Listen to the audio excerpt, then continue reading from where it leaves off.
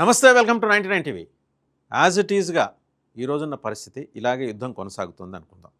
కాసేపు అనుకుంటే ఇంకో 10 రోజుల్లో అమెరికా దగ్గర చాలా కీ వెపన్స్ నిల్వలు తగ్గిపోతాయి. ఈ విషయం పెంటగాన్లోనే ఒక అధికారి చెప్పారంటూ ఇంటర్నేషనల్ మీడియాలో కథనాలు వచ్చాయి.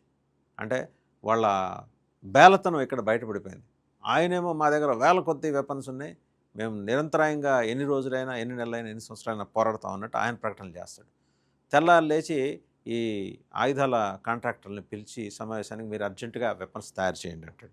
ఇంతకీ ఎలాంటి వాళ్ళు మిస్ అవుతుంది అంటే టోమాహాక్ ల్యాండ్ అటాక్ మిసైల్స్, అలాగే గగనతల రక్షణ వ్యవస్థకు కోసం వినియోగించే SM-3 ఇంటర్సెప్టర్స్ ఎయిర్ డిఫెన్స్ సిస్టమ్స్లో ఉంటాయండి. వీటి కొరత అయితే ఒక 10 రోజుల్లో వచ్చేస్తుంది. ఇది భయం వేస్తుంది. ప్రత్యేకించి వాళ్ళ ప్రత్యేకత టొమాహాక్ ల్యాండ్ అటాక్ అటాక్ మిసైల్స్ ఇవి తగ్గాయంటే రేపొద్దున యుద్ధ రంగంలో ఇబ్బంది ఎదుర్కోవాల్సిన అవసరం ఉంటుంది.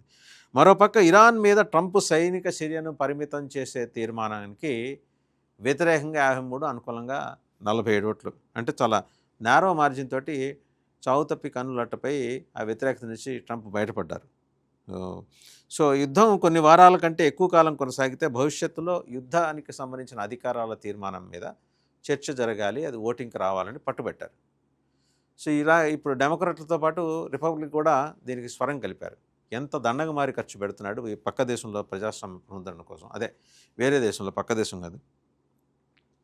రాబోయే 24 అవర్స్లో ఇరాన్ మీద దాడుల కోసం అమెరికా పెద్ద సంఖ్యలో మిసైల్స్ని అలాగే ఇంటర్సెప్టర్స్ని వినియోగించే అవకాశం ఉంది. దీంతో అమెరికా సైన్యం దగ్గర ఉండే ఆయుధాల నిల్వలు తగ్గిపోతాయి. ఇందాకే చెప్పు టొమాహాక్ land attack missiles, SM-3 interceptors, యుద్ధ నౌకల నుంచి ప్రయోగించే ఇంటర్సెప్టర్ల కొరతను కూడా అమెరికా ఎదుర్కొంటుంది. సో అటు చూస్తే ఏమో USS Abraham Lincoln and USS Gerald R Ford, రెండు పెద్ద వార్షిప్స్. జెరాల్డ్ ఆర్ ఫోర్డ్ అయితే ఫ్లోటింగ్ సిటీ అంటారు, ఒక 5,000 మంది సైలర్స్ సైన్యం అందులోనే ఉంటారు. వీళ్ళు ప్రయోగించాల్సిన ఇంటర్సెప్టర్స్ కూడా ఇబ్బంది. మరోపక్క ఇరాన్ ఏం చేస్తుంది, వాళ్ళు తయారు చేస్తున్న మిసైల్స్ సంఖ్య అమెరికా కన్నా ఎక్కువ. అటు పక్క చైనా నుంచి వస్తే వీళ్ళు తయారు చేసుకుంటున్నారు. ఇరాన్ ప్రతి నెల 100కు పైగా మిసైల్స్ని తయారు చేస్తుంది. మరి అమెరికా ఏం చేస్తుంది? అమెరికా అందుకనే ఆయన పిలిచాడు, ఆయుధ ఉత్పత్తిని వేగం చేయాలని చెప్పేసి ఆయన ట్రంప్ రక్షణ కాంట్రాక్ట్, డిఫెన్స్ కాంట్రాక్టర్స్ తోటి మీటింగ్ పెట్టాడు. లాక్హీడ్ మార్టిన్, రేథియాన్ పేరెంట్ లాంటి ప్రముఖ కంపెనీలు కూడా హాజరవుతాయి. ఈరోజు జరుగుతోంది. ప్రైవేటుగా జరుగుతున్నందువల్ల వాళ్ళ పేర్లు వెల్లడించడానికి పెంటగాన్ డినై చేస్తుంది. ఇరాన్ ఆపరేషన్ ఎక్కువగా ఆయుధాలపైన ఆధారపడినందున వల్ల నిల్వలు పెంచుకోవాలంటే ప్రొడక్షన్ పెరగాలి.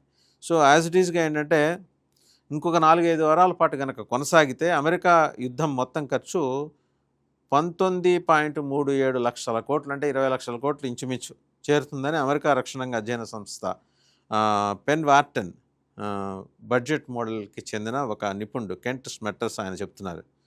2023 అక్టోబర్ 7 నుంచి ఇప్పటి వరకు ఇజ్రాయెల్కు 2 లక్షల కోట్ల రూపాయల సైనిక సహాయాన్ని అమెరికా అందించింది.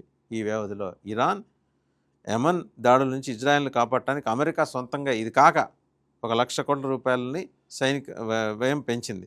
అంటే 2.5 ఏళ్ళలో ఇజ్రాయెల్ రక్షణ కోసం అమెరికా దాదాపు 3 లక్షల కోట్ల రూపాయల దాకా ఖర్చు పెట్టింది మన కరెన్సీలో చూస్తే. సో వాళ్ళు ఖర్చు పెట్టుకోవడమే కాకుండా ఇజ్రాయెల్ కోసం ఖర్చు పెట్టారు.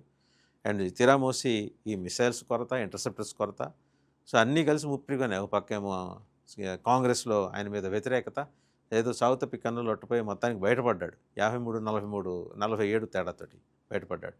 ఆ తీర్మానం ప్రెసిడెంట్ అధికారాలను కట్టడి చేయాలనే తీర్మానానికి వ్యతిరేకంగా 53 పట్టడం వల్ల నేరో మార్జిన్ తోటి గట్టెక్కాడు ట్రంప్.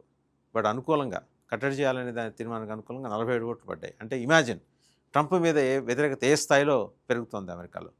సో ఓవరాల్గా ఏంటంటే ఇంకో 10 రోజుల పాటు యుద్ధం జరిగితే అమెరికా ఖాళీ.